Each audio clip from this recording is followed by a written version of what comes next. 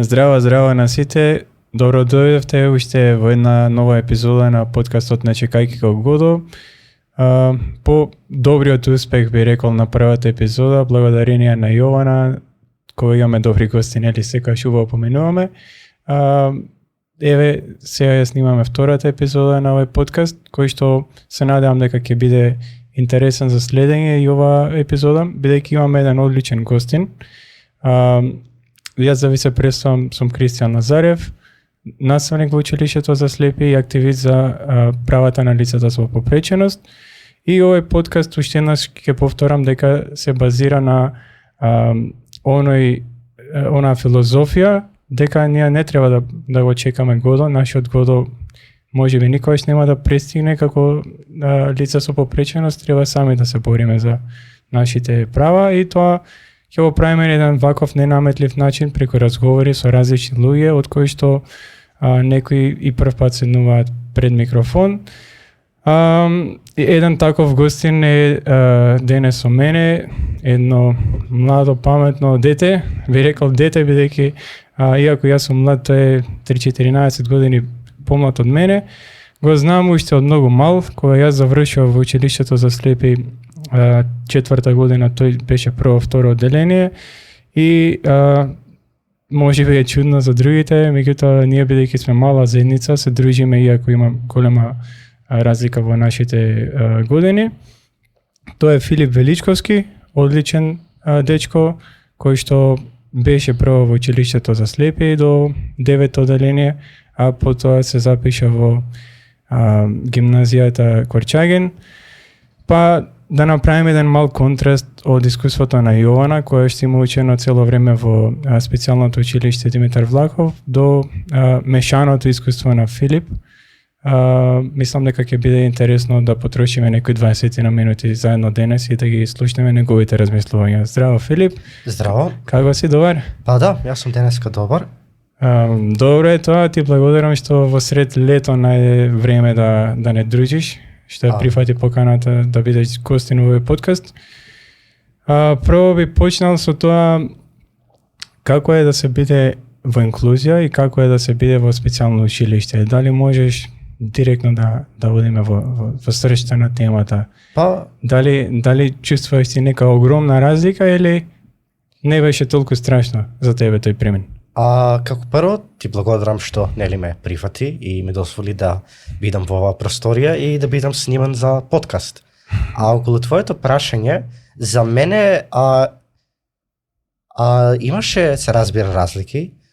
Отидов од училиште каде што во класот беа само тројца други ученици, во училиште каде што во класот имаше 25-6 ученици. Што се разбира прави што се разбира е голема разлика.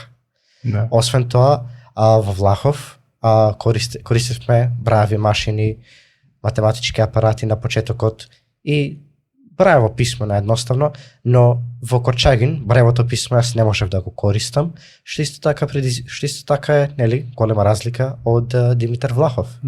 Што значи дека да, преминот не беше премногу тежок, но ме загрижи и не беше ни лесен. Ти беше спремен. Јас се сеќавам баш на тие моменти кога зборувавме со тебе и со твојата мајка да поздравиме Лили. Беше многу спремен за да ја смениш средината и јас те подржав тогаш. Кажав и на мајка ти дека можеш ти да успееш во инклузија. И мислам дека си еден добар пример кој што покажа дека откако ќе се стекнат добри знања во училиште за слепи, може потоа човек секаде да се снајде. Нешто за кое што зборувавме со Јована, меѓутоа ти си пример што тоа многу добро го прави. Една од работите што супер ти оди и што мислам дека е огромна предност за тебе е компјутерите. Знам дека многу добро ги владееш. Ке кажеме некоја смешка од кога беше мал, меѓутоа колку ти се од помош компјутерите сега во училиштето? Па во училиштето компјутерот ми е нешто што е витално, што е екстремно битно за мене, а тоа е бидејќи се работам на компјутер. На компјутер ми се книгите, на компјутер ги правам тестовите и се останато што е поврзано со училиште морам да го правам на компјутер. Бидејќи брајавото писмо не може да биде корисно овде. Така, може да видиме, меѓутоа не се испечатени сите учебници и набрајано писмо. Се разбира. Што правиш во Корчагин? Кои ти се омилени предмети? Па, омилени предмети во Корчагин, како прво, интересно ми беше историјата, и уште ме интересна историјата. Сакам информатика, бидејќи од секогаш сум сакал да користам компјутери и од секогаш сум сакал да работам на компјутери, што значи дека убаво е некој предмет каде што учам повеќе за нив, за компјутерите. Така. Има една анекдота, ајде, потоа ќе зборуваме за твоето одлично користење на компјутери, меѓутоа една анекдота како малкога беше, се сеќавам дека ме викнавте со мајка ти и го направивме кај тебе компјутерот да ти зборува, да го користиш. И за неколку дена ми се јави мајка ти вика, Филип има проблем со компјутерот и се слушнавме со тебе, што е Филип проблемот? И викаш, па не знам, јас најдов во Windows некои сетензи, нешто ми зборија, сакаш и да се стане на јапонски и го направив на јапонски. И одам кај Филип, гледам компјутерот цел му беше на јапонски, едва се снајдовме да го вратиме на англиско мени. Тоа беше прилично заводна ситуација. Такви случаи знам дека имаше многу кога беше мал и често знаеше да го раципеш, меѓутоа што ме радува е што веќе помагаш и на други. Да го спомнеме Стефан, твој другар што исто така учи во Корчагин, исто со ушетен вид. Да го спомнеме и него, бидејќи знам дека веќе на него му помагаш за компјутерите и на други деца знам дека веќе помагаш, така? Па нема баш на кои други деца да помагам, но на Стефан да му помагам ако има некој проблем. Ова може би значи дека имаш некоја желба во иднина да бидеш и некој наставник по компјутери, информатика? Тоа би била опција, да. Планирам да е нешто поврзано со компјутери, а дали наставник, дали програмер во некоја друга позиција, за тоа уште не сум сигурен. Но битно е да е поврзано со компјутери. Добро, рано ти е. Сега ќе бидеш 4-та година. Да, сега само 4-та година ќе сум. Само 4-та средно, браво Фичо. Како заврши 3-та? Има 5-ка? Има, да, 5.00. Ето, ова треба да се честите и да се слушне. Како беше во овој период до 3-та година? Имаше ли некои предизвици, сега да не ги кажеме проблеми, меѓутоа предизвици? Па, имам неколку. Како прво, најголемиот предизвик се самите учебници и лектири. Тоа е бидејќи учебниците не се во никаков електронски формат, и не се набрајаво, што значи дека ние мораме, поточно, мајка ми мора рачно, страна по страна, да ги скенира на еден скенер, кој што преку Optical Character Recognition или OCR ги претвора од букви на хартија во текст документ. Сега проблемот е што ова мораме за секоја страна, учебник по учебник да го правиме, што се разбира троши доста време и е доста напорно. Сето тоа би можело да исчезне ако учебниците не се пратени или се достапни во текстуална форма.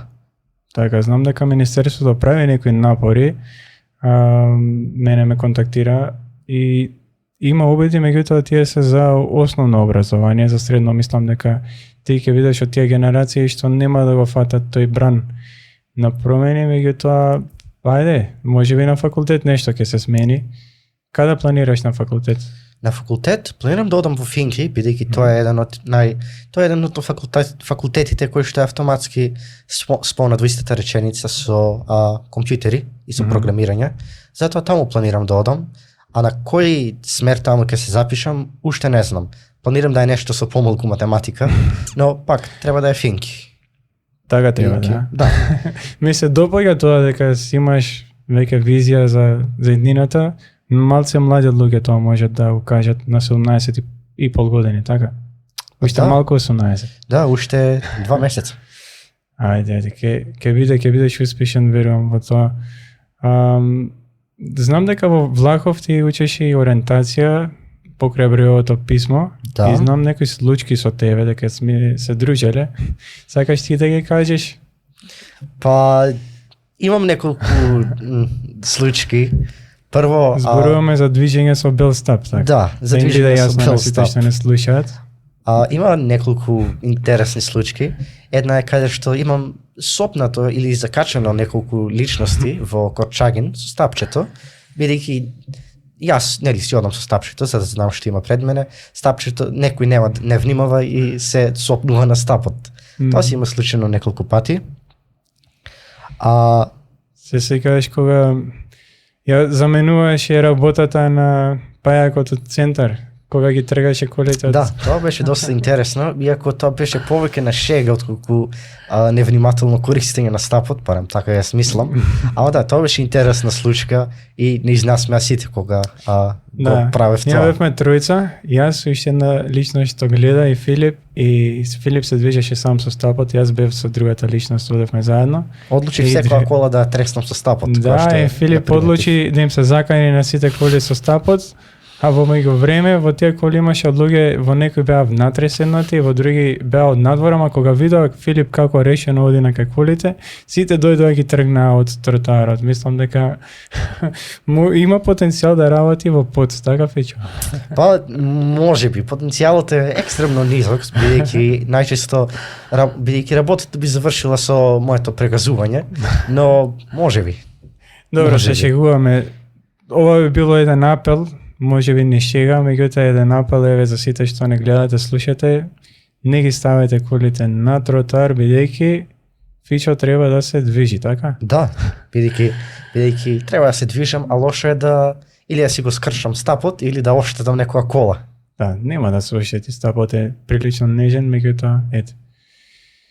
Добро Фичо, друга некоја работа што би сакал да потенцираш покрај овие? Па спомнавме за компјутери користење. Да. Јас би сакал ако не да позбудуваме малку за твојата пасија, да, хоби. За мојата окупација, за моето користење на компјутерите и за неколку интересни настани што се случија на самите компјутери. Знам дека ти си геймер. Да. Така? Да. Да им објасниме како е тоа ти да бидеш геймер, а си со целосно ошитен вид на сите што не слушаат. И тоа страствен геймер кој што седи по цела ноќ и караше тасатури од играње. Па, зашто да не? Како што, нели, може да слушате, јас сум геймер, што значи дека можеме да играме игри.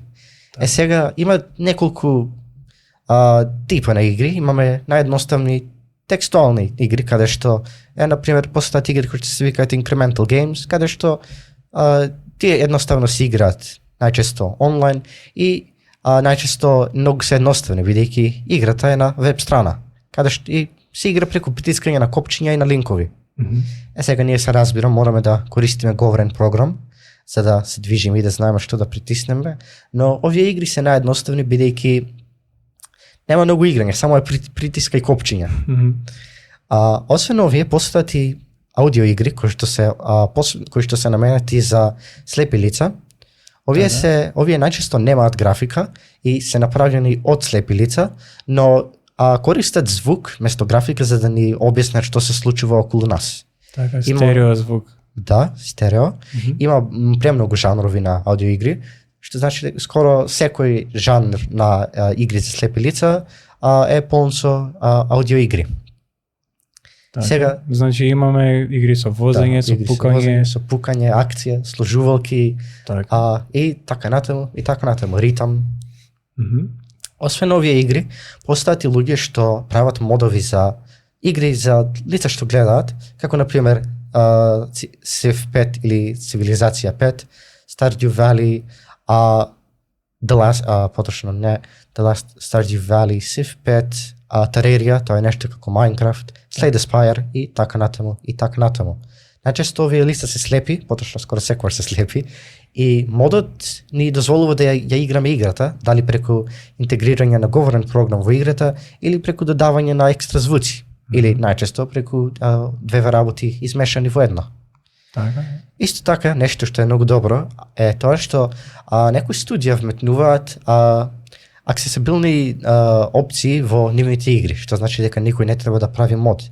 Еден добар пример за ова е играта The Last of Us 2, што има accessibility опции, но играта е на PlayStation 5 платформата, што значи дека што јас ја немам, што значи дека не може да зборувам за играва. Ама тоа се отприлика тоа за игрите кои што ние можеме да ги играме. Така, зборуваме за илјадници игри кои што ти знам дека ги имаш пробано поголемиот дел од нив Тоа е точно.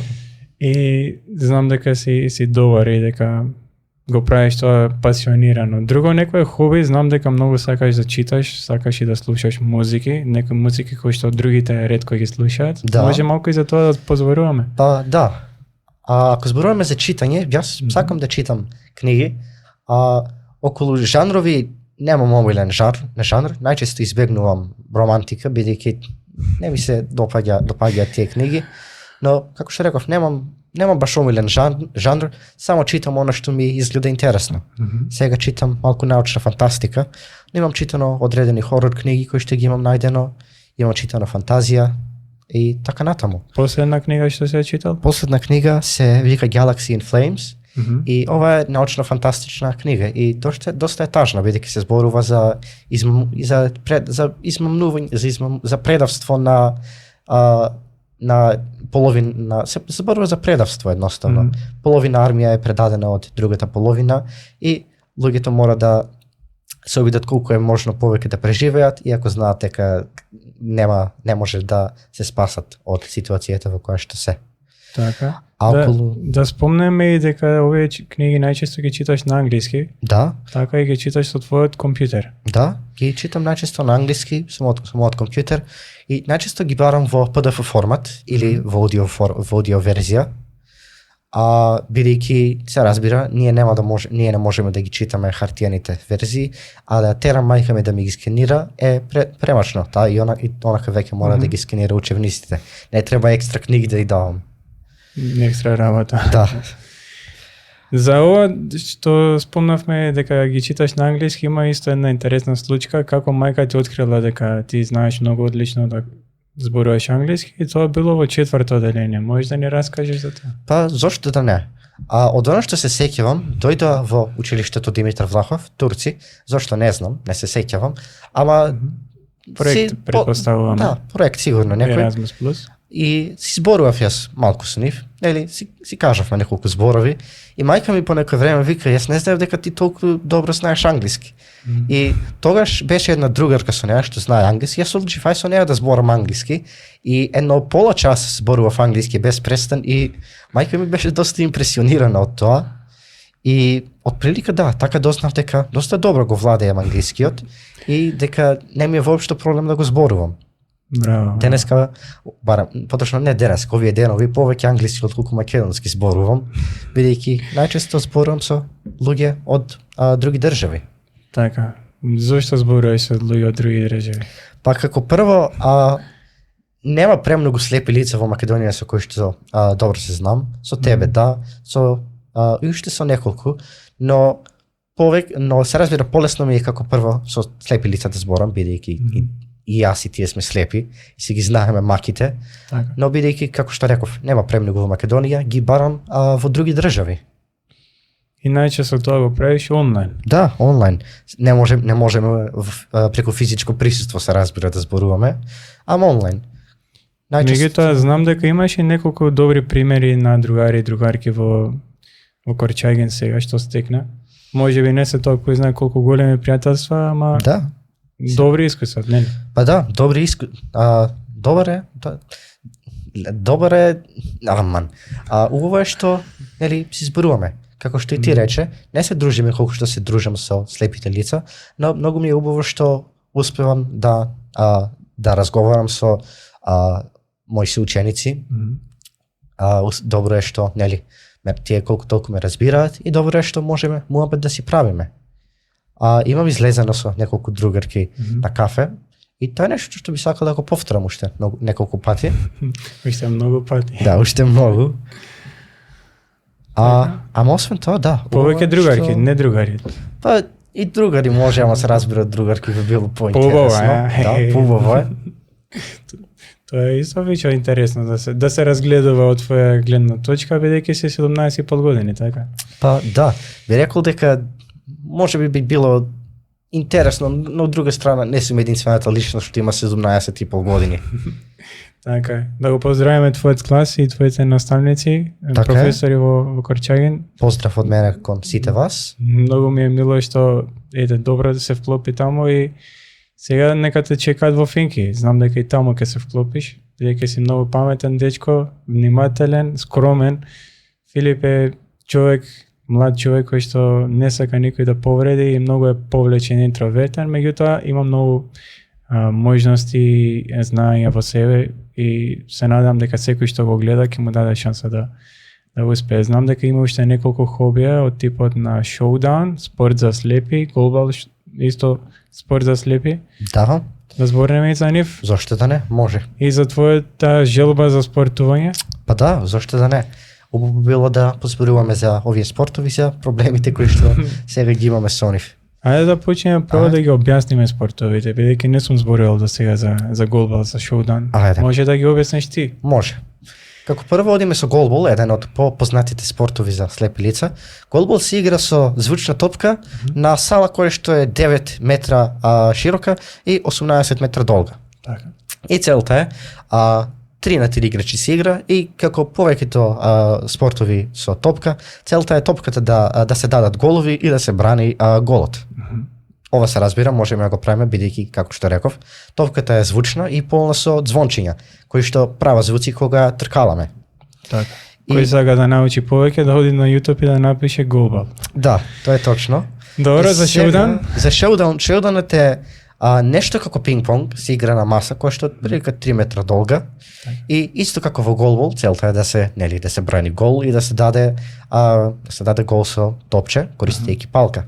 Сега шоудаунот според мене е малце поинтересен спорт, бидејќи како прво само раката може да ти биде повредена, додека во голбол може некој забија ти искрши. Исто така нема премногу движење, може подолго да се игра спортот, а да не се изморат играчите. Сега еден проблем со овие два спорта, а особено за шоудаун, е што сали немаме. Убаво би било да добиеме некои сали, а и убаво би било да добиеме и неколку шоудаун маси. Тие постојат, но само сега треба да бидат пренесени од сала до сала. Имаме две шоудаун маси во Скопје.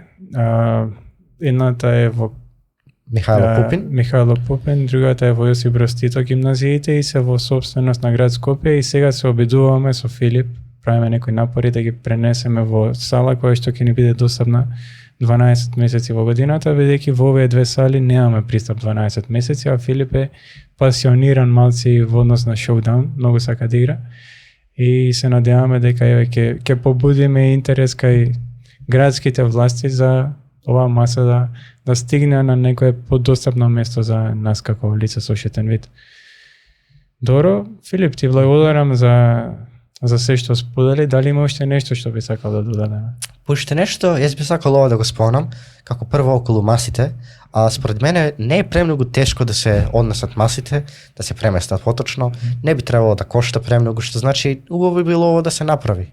Не е премногу тешко и ќе им помогне на неколку слепи лица да си уживаат во спортови и да се уживаат во спортови едноставно. И да имаат повеќе опции за да учат за слепи спортови. Кога веќе спомна спортови, да спомнеме дека имаш веќе искуство и со одење во теретана, така? Да, имам искуство со одење во теретана. Одев на почетокот во една теретана, се разбира, а сега одам и малку кико да вежбам. И двајцата се откажавме, зошто бидејќи е премногу скапо. 9000 денари е персонален тренер, а ние како лица со ошетен вид сами е ризично да одиме помеѓу машините, има други луѓе, има други справи разместени најчесто и ни беше премногу скапо, па сега адаптиравме кај мене една просторија и со Филип вежбаме. Тогаш кога доаѓа, кога не доаѓа, вежбам сам.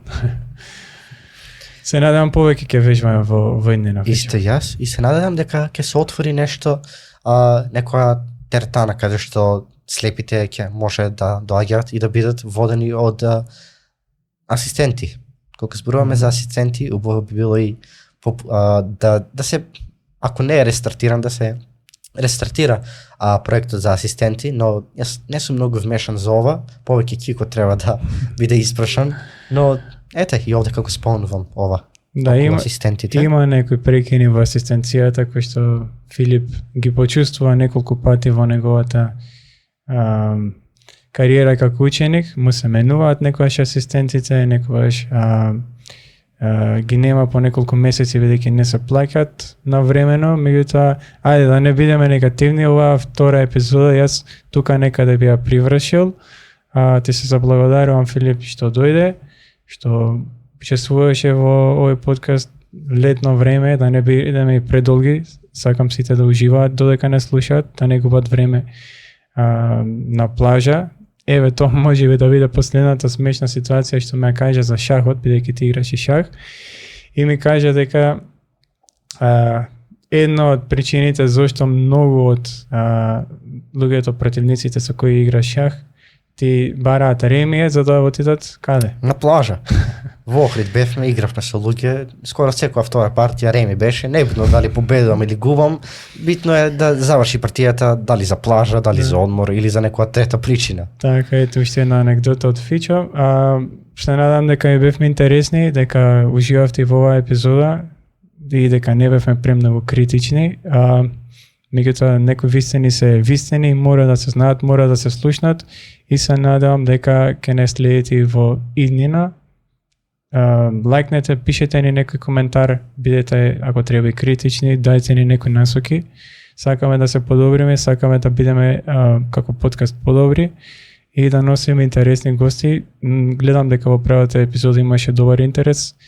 Гледате и вторава епизода и понатаму ќе носиме секојаш по некој интересен гостин. Веќе имам разговор со неколку, чекаме да завршат одморите и да продолжиме со снимање. Уште еднаш, Фичо, ти благодарам. Исто и јас. И секој е добро, многу успех сега и во 4-та година и на факултет и можеме еден ден да бидеме колеги. Може би да, за 5 години. Така е. Поздрав, ви благодарам уште еднаш на сите што не гледавте. Поздрав и довидување.